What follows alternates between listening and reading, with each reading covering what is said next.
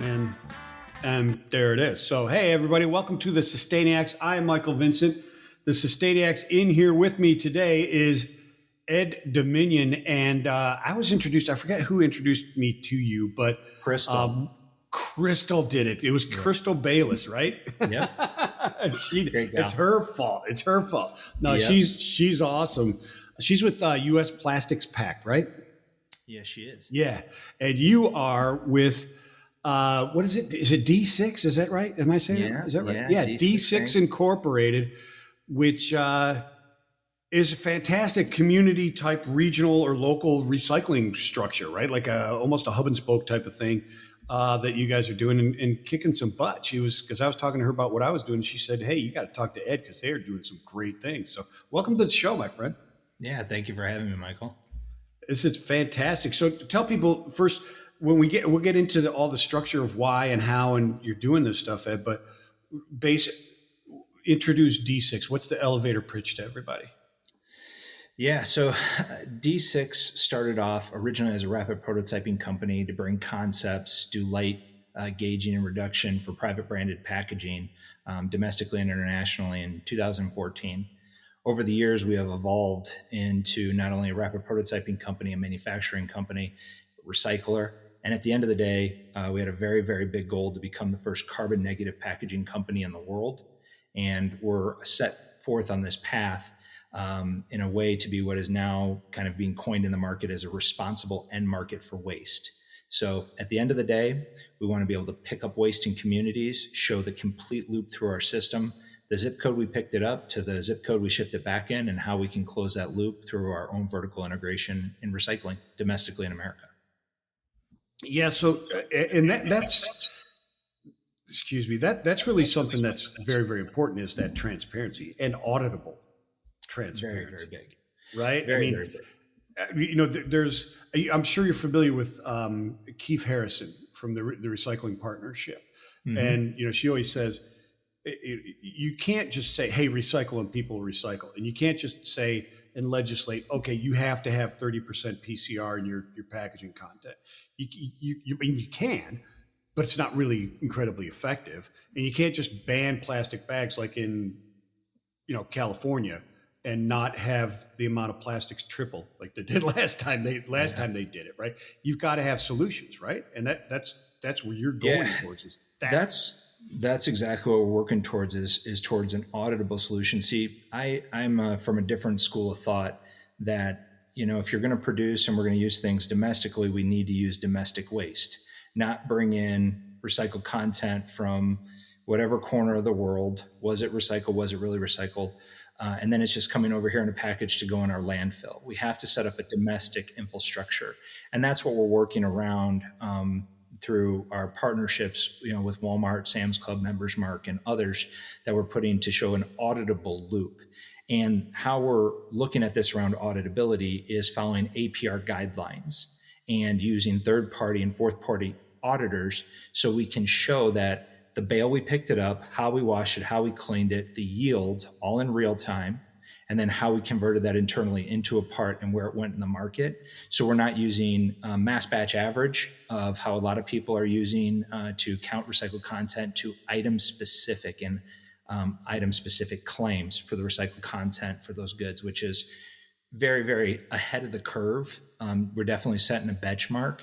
And the way that we're doing around the auditability is rather than going to 5 different countries to see how a recycling network it functions, we're able to take a 3 to 5 hour car ride through the great state of Texas and through a couple other states and show everybody a bale of waste to a converted good all in one day without using your passport to go see it.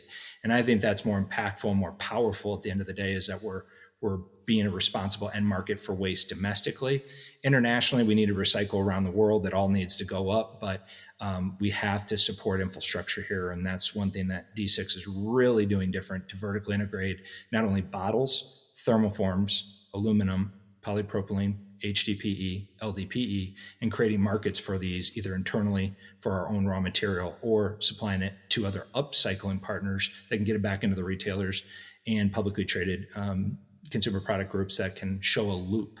And that's what we're really trying to do is just dot I's, cross T's, and make sure that everybody can see it domestically and internationally, because we operate both domestic and international on conversion and Gotcha. packaging. Yeah, it's always when I first started getting into this about 4 years ago and really diving in hard into the circularity, domestic circularity, or actually it wasn't really just domestic. It was local or regional, right? Just cutting out that why are we shipping worthless material around the world to try and turn it into something and then bring it back? It's sort of, like you said, the auditability is crazy. The cost and the logistics is just insane when you start doing that. You start shrinking all that stuff, it becomes much more reliable, much more secure, and much more cost efficient, right? So bringing this, but it struck me, it's crazy. We produce so much of the world's plastic waste, yet we're importing recycled content.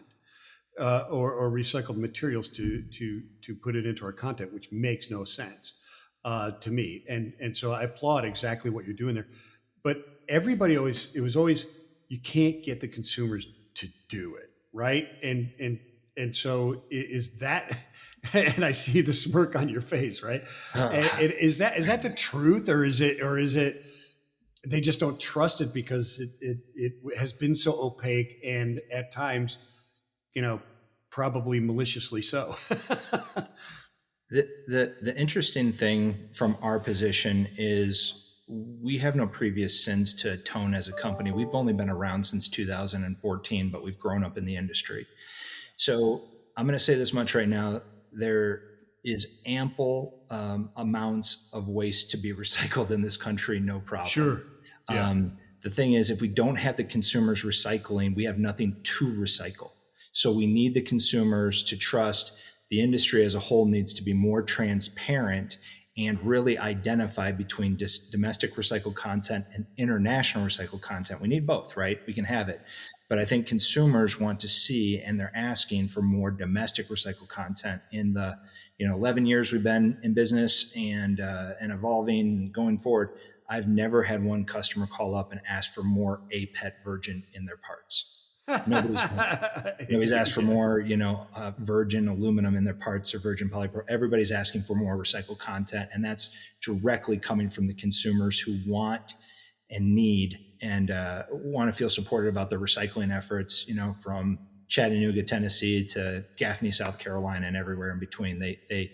It means something, and in markets that we're going into, we're attacking a lot of recycling deserts with Walmart, Sam's Club, and Members Mark, where we're dropping these recycling units in recycling deserts. There's no chance of ever being recycled. It's burned or buried in most of these communities. So by putting these recycling units, we're giving them faith, trust, and transparency that we're able to loop it back through in a very unique manner. And these items operate all off grid, no power. They're self-serving. The communities just come and drop through 8 doors that we have on it, and they help us sort. And it's really resonating with these communities. So explain that, because I don't think that we did a good job of explaining exactly how your system operates for the people. We're talking around it, and most people maybe in the industry have figured it out. But let's just to elaborate a little further.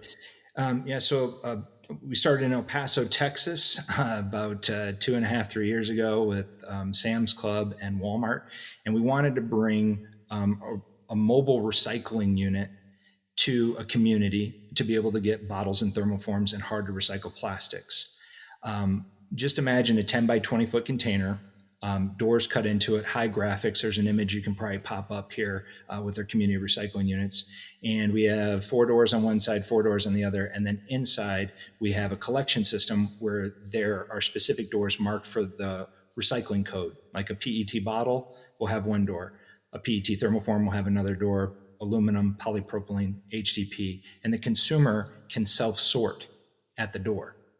So when we're going in and picking up these units weekly, sometimes 1, 2, 3 times a week, we're able to go in, remove the bags, handle last mile back to one of our processing facilities to be able to wash, clean it, or bale it for a secondary market that we can send to be upcycled into cinder blocks, plastic cinder blocks, laminates, it can be upcycled or converted back into packaging that would go into private brands. So bottles can go back into thermoforms. Tray-to-tray recycling can happen, which nobody's really doing on scale. Aluminum can go back into pie tins. Things of this nature, we can create this loop and show where the materials went.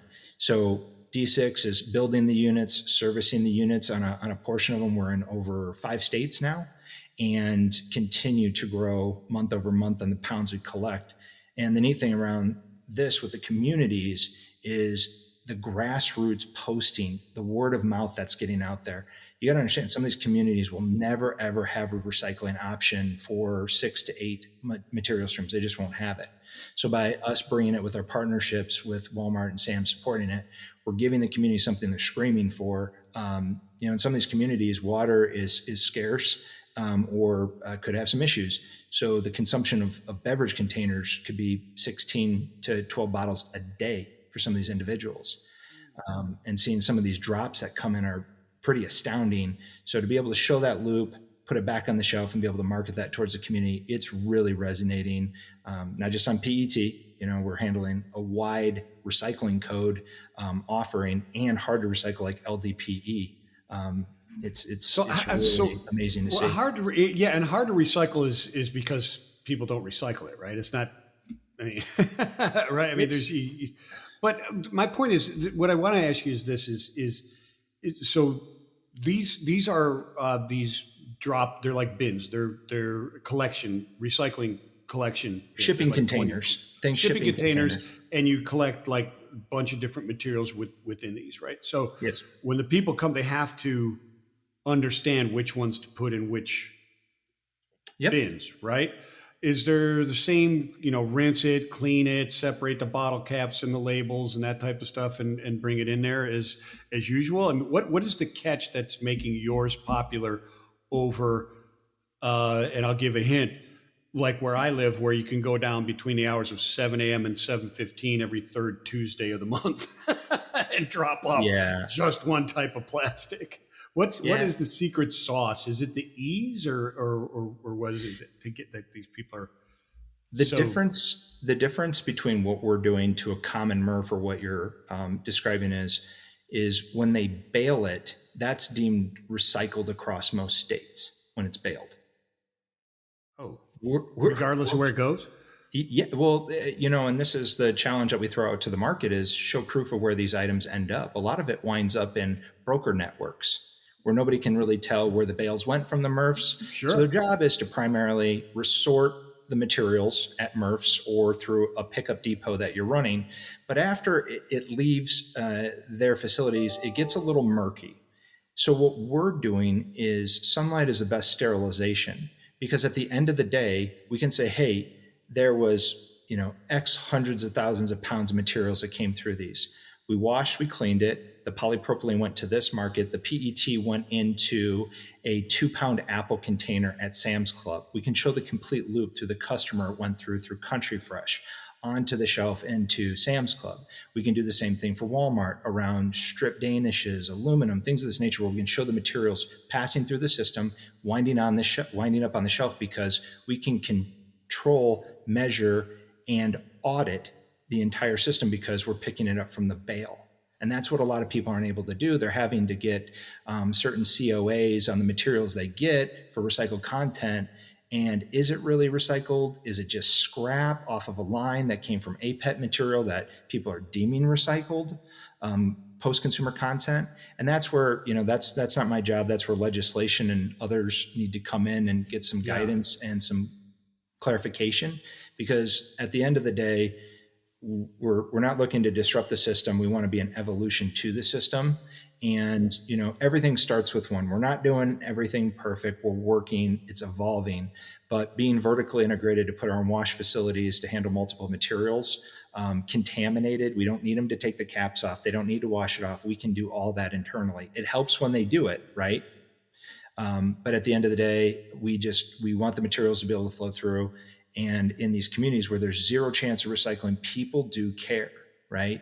People do care about the communities and they want this option. And that's why it's really resonating, because it doesn't exist and it comes at zero cost to the consumer and to the state.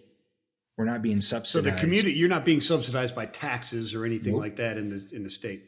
nothing. Interesting. And so you, if I'm hearing you right, you control from collection to production. You control the whole supply chain. Therefore, you can say, "Hey, this app, we have it documented. It's auditable. Here's our certification. Come on down and watch it happen." Right? Absolutely. Yes. And that's what's so different about what we're doing, because a lot of people just focus on beverage containers. Well, that's great. Well, what happens if beverage shoots up? We're also working on thermoforms and other PET items, that, non-automotive, because we're not dealing with solvents and oils. So, for where we're focused on, we're taking care of a wider breadth of materials, and we're going to get byproducts off of that. I mean, the interesting thing that you'll see with a lot of these recycling facilities are like, we can only take a contamination rate of this level, right?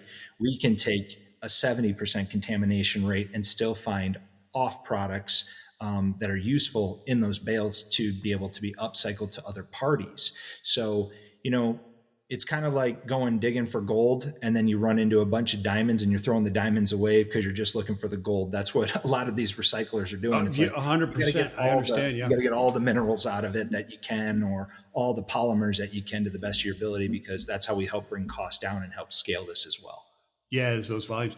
You're also keeping it local though, right? Or as local as As so possible. my understanding is like you're collecting this, but it goes nowhere unless you have a specific offtake agreement. You're not putting these out on a load, or they're not load boards, that's from my logistics days, but out on broker boards, like you said, plastic broker boards. Yeah, when we can use the materials for what we have internal, think beverage containers, clear, think thermoforms, aluminum, and polyprop, we can use those internally at D6, because we can pelletize, we can go to sheet, or we can use the flake through our extruders after it goes through a wash process. So we're vertically integrating on that level. Some So of the you're other making like materials. the blow forms and stuff like that for, So or we're glue not we're forms we're for. turning it primarily back to thermoform containers to loop through, because we're not Okay. in the beverage industry, but Oh, we do okay, have I some got you. people that buy pellet off of us that can use it for that if needed. But at the end of the day, we're really trying to show that loop. So the raw material of the bale, is tracked through our eco visor, so we can show it along the entire chain of custody as it's being processed and broke down, so we can figure out yields. And one thing that we're finding out that is so powerful about these rural recycling markets, the material is exponentially cleaner than what we're seeing out of some common MRFs. They're actually taking the time to sort it properly. So back to your point, when the consumer goes to interact with the door, it's bilingual. So we can have people that understand what goes where, and they're doing an amazing job of it. And we're very thankful for it, because our yields are 2 to 3 times what the industry is seeing through common MRF bales. Wow, because of the transparency and the information you're sending out.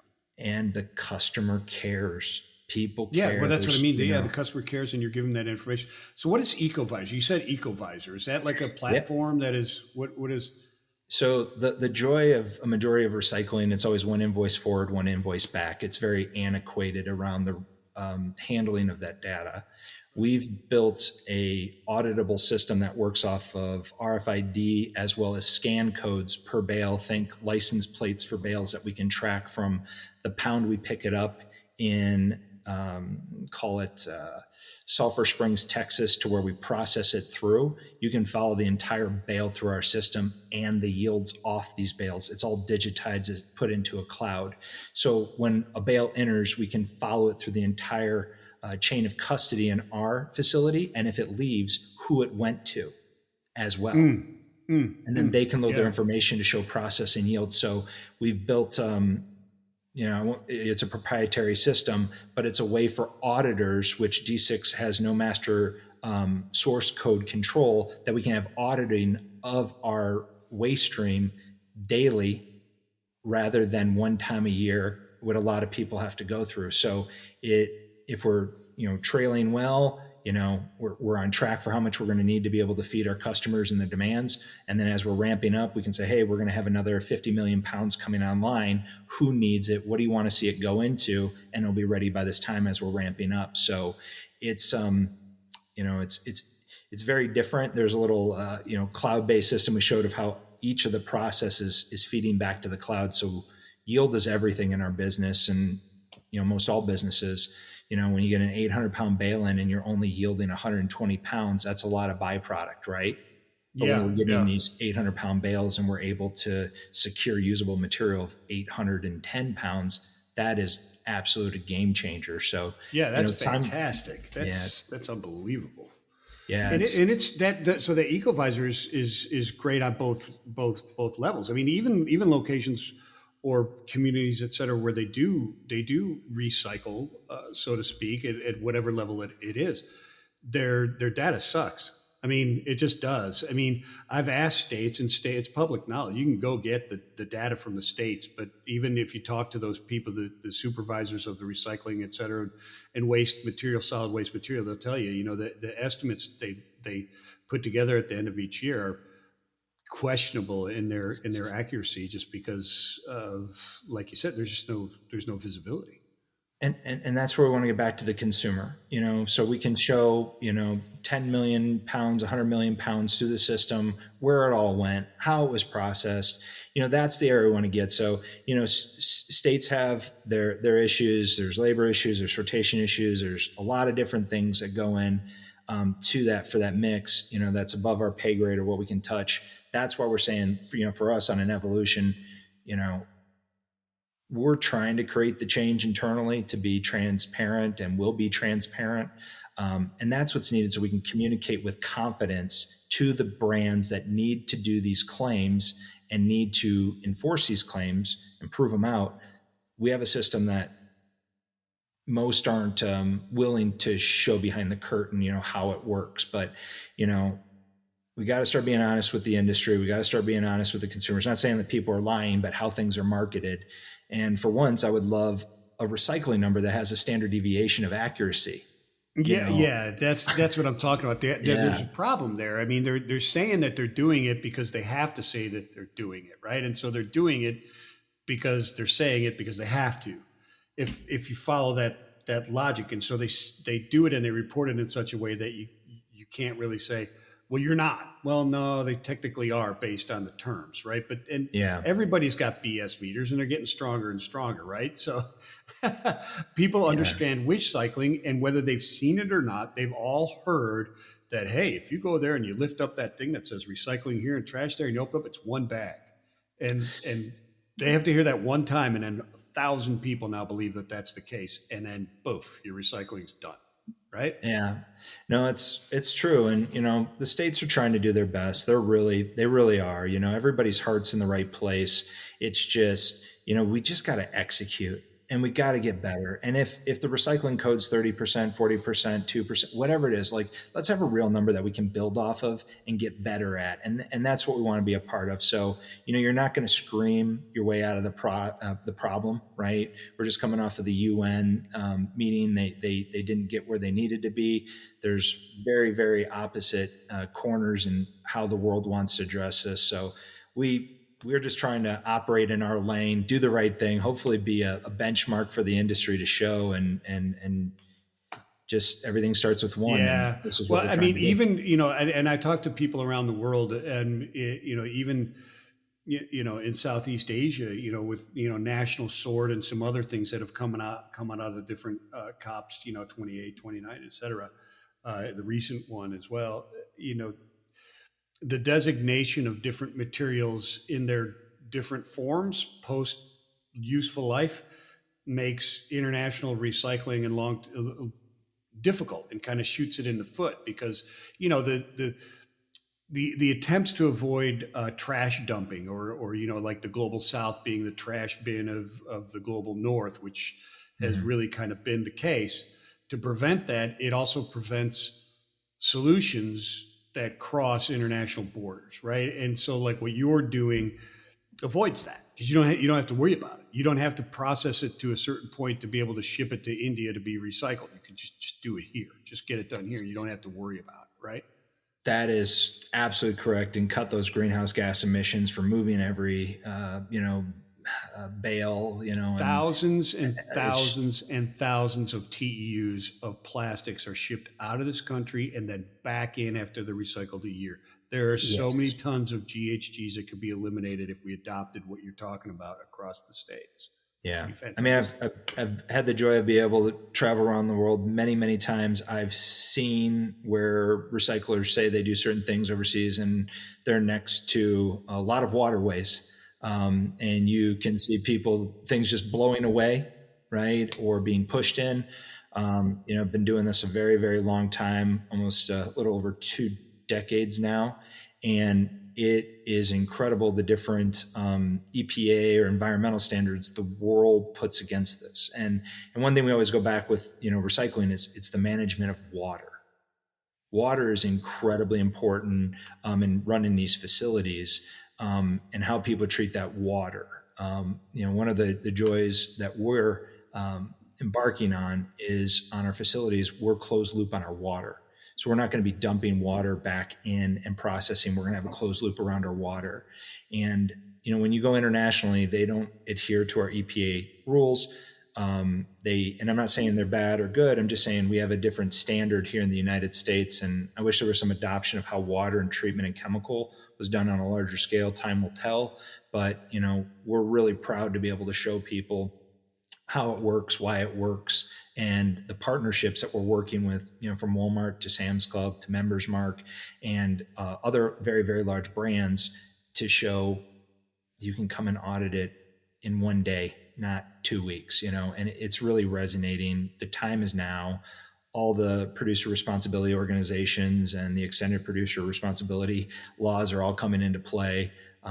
We just, we listened to our customers. We got ahead of it. 2025 is right around the corner, and then fees and penalties are all coming. And we love the position that we're in because after getting through all of this, if there's somebody doing it better, I'd love to meet our competitor. I really would. Yeah, yeah. And that's what we're trying to encourage is the industry to not kind of follow our path or evolve off our path, because this is what we're betting and putting resources into. This is what we believe the future will be. Yeah, well, it's true collaboration because you talk about that, and there's plenty of industry verticals different industries that can benefit and would benefit from collaboration. And they talk about collaboration and transparency, et cetera, et cetera. Supply chain logistics is obviously one of those, but I've yet to seen any collaboration and or transparency occur, even though all of them agree that it needs to be done in order for everybody to be more efficient, et cetera. This industry is different. Yeah. You could literally call just about anybody and they'll talk to you about what they're doing and give you a helping hand, because there's so much out there to get done that it is not going to be saturated with solutions for quite some time. Would you agree with that? Yeah, it's going to take a lot of time and a lot of wash facilities to get out of the current condition we're in for recycling rates to go up. But we always have the saying, you got to sacrifice what you are for what you need to become, right? So if we're going to really get on the solution and be the solution, you have to be vertically integrated. Otherwise, there's just too much risk that misclassification could take place around claims. And with the SEC and other governing bodies that are really coming down on, self-declared environmental claims, there's some real big repercussions coming down the pipe. And so, we're not, signaling towards the market on any level. It's just, we want to make sure the people that do business with us are contracted at the end of the year. We can give them a physical scorecard of what happened with their products, how we recycled, how we were able to show it. And you can get, through mass batch averaging or item specific scorecards, which to my knowledge, no one in the industry is doing. We're the first to do that. We're really proud of it.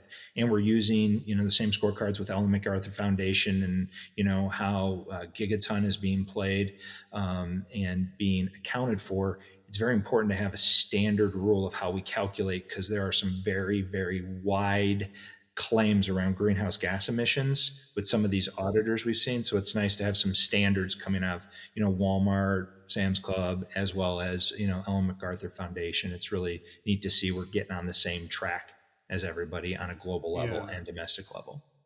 The importance of that is unbelievable, because when you don't have a clear standard that everybody adheres to, not only is there miscalculation, but there's double counting, right? I mean, there's got to be just Ooh, And this is why double this counting. is the great thing that we have with a lot of what we do is we let our partners report their numbers.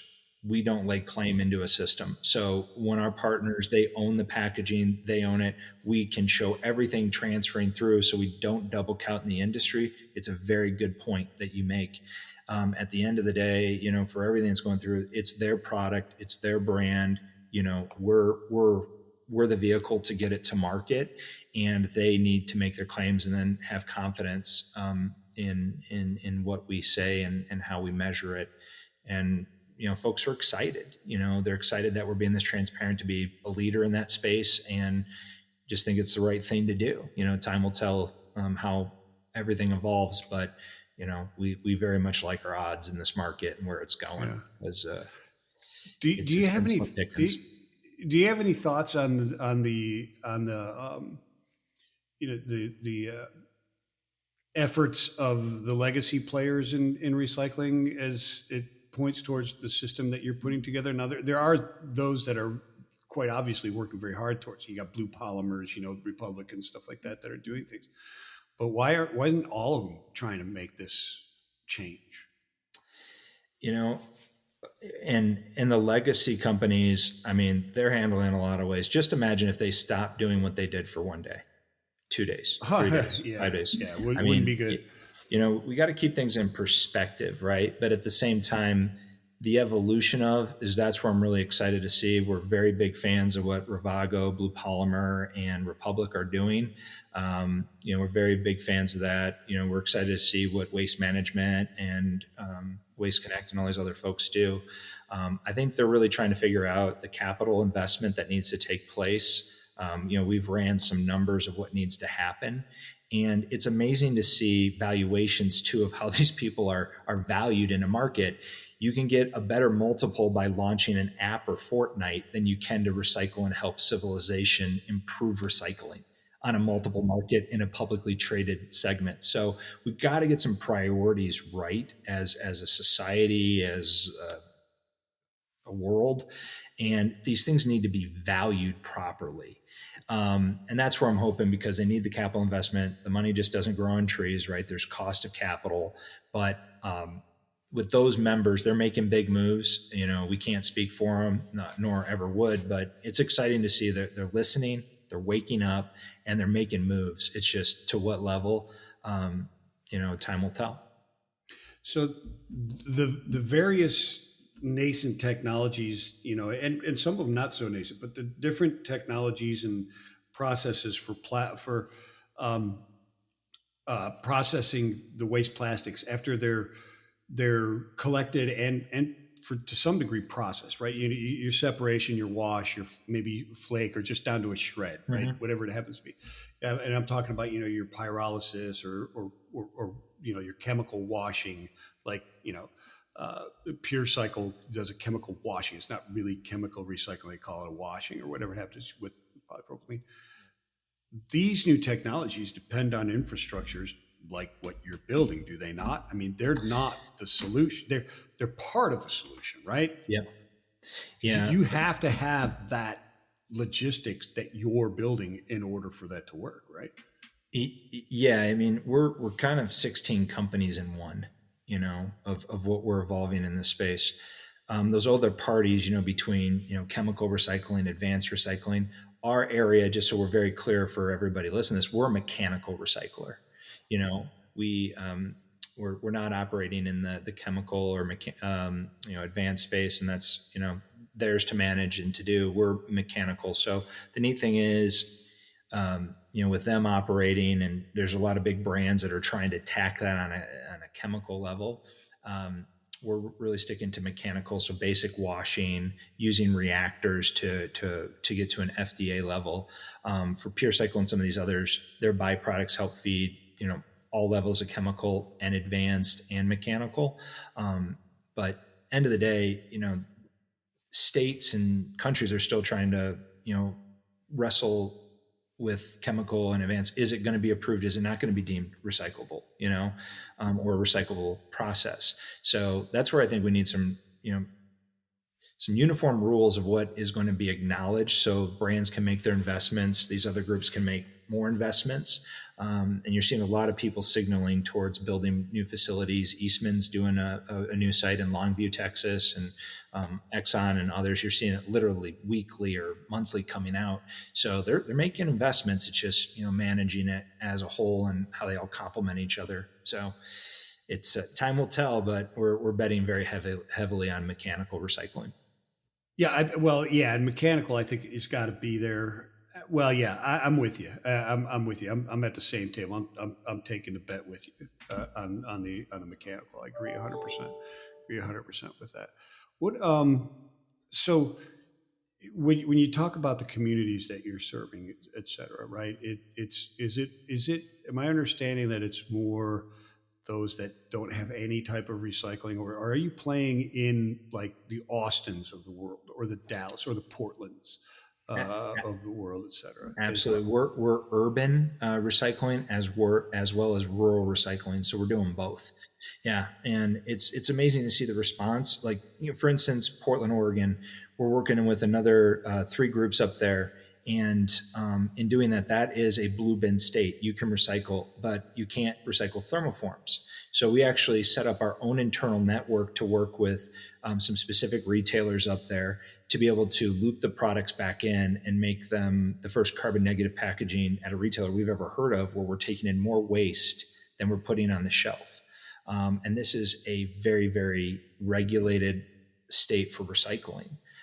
We're also working with MRFs to do tray-to-tray recycling. We're working with a great MRF just outside in Hillsboro that we set up an entire network to buy clamshells that nobody else would, PET to help upcycle. So, the market's there. The players want to do this. They just have to have known offtake agreements. And that's where we're really working collectively, with all partners, MRF, and then private systems that we're setting up, and then working with our larger partnerships with the multinationals. It's a neat collaboration, literally, to just get more recycled content, and it's working. And we've been supporting the Portland market for almost 4 years now, and to get that word out has been really difficult in that market. But we're just keeping our heads down, working through the process, and hopefully one day they'll recognize us up there, because we are trying to do the best with a market that just doesn't really exist. I mean, they sell bottles off. We're creating our own marketplace for thermoforms. I'm very excited about it. Yeah. I mean, so you're going into these with the offtake agreement and the source at the same time, and Yep. then you're the Putting them connection together between the two, and just bringing Yes. those That is people exactly it. together. Yeah, that's a fantastic strategy. It's a fantastic. I applaud what you're doing. I think it's fantastic. Is there? Where should people be going to learn more, and who should be coming to you to learn more about what's going on and getting involved? Well, I always say follow me on LinkedIn. I get a little spicy from time to time on there. Please follow, because that's where our main channel Passion, for brother. communication. It's called passion. Hey, it's all good. So LinkedIn, Ed Dominion, follow us there. D6 Inc. through our LinkedIn account, as well as www.d6inc.com. Please feel free to reach out there. We have a landing page, for folks that are looking to move waste for clear PET thermoforms. U.S., Canada, Mexico, we're all ears. We want to hear. We're looking for supply. Please reach out. But LinkedIn is like one of the best ways, besides from putting my cell phone number out here, which I don't want 10,000 calls, but just hit me up through LinkedIn or through our website at d6inc.com, and we'll be in touch. I'll put out your cell phone. He only takes calls at 2 a.m. That's it. It's all good. I get them all the time. He does. Hey, Ed, thank you so much for being on, my friend. Everybody else, thank you so much for downloading Sustainiacs, and we'll catch you next time. Peace and love.